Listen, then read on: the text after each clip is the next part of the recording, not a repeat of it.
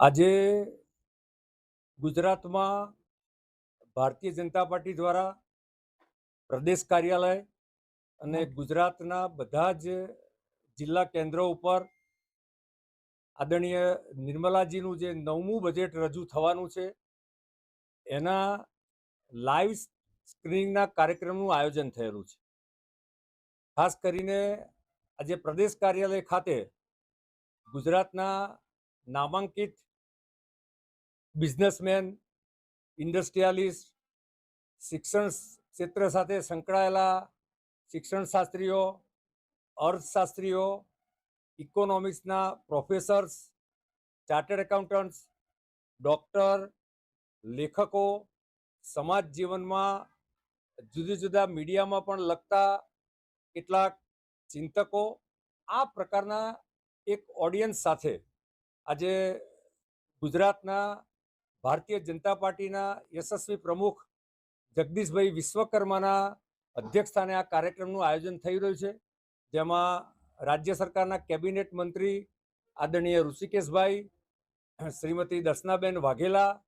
અમારા મુરબ્બી અને વડીલ સુરેન્દ્ર કાકા,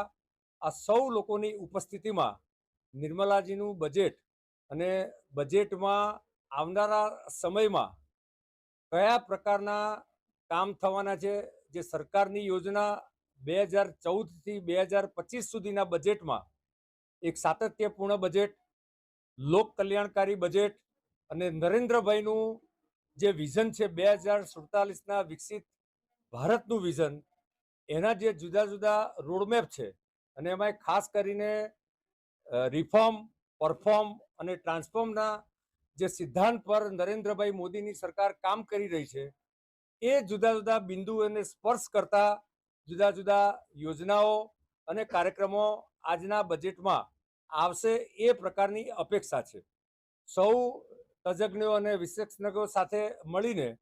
બજેટનું અમારું ઇન્ટરેક્શન પણ થવાનું છે બજેટ આવ્યા બાદ,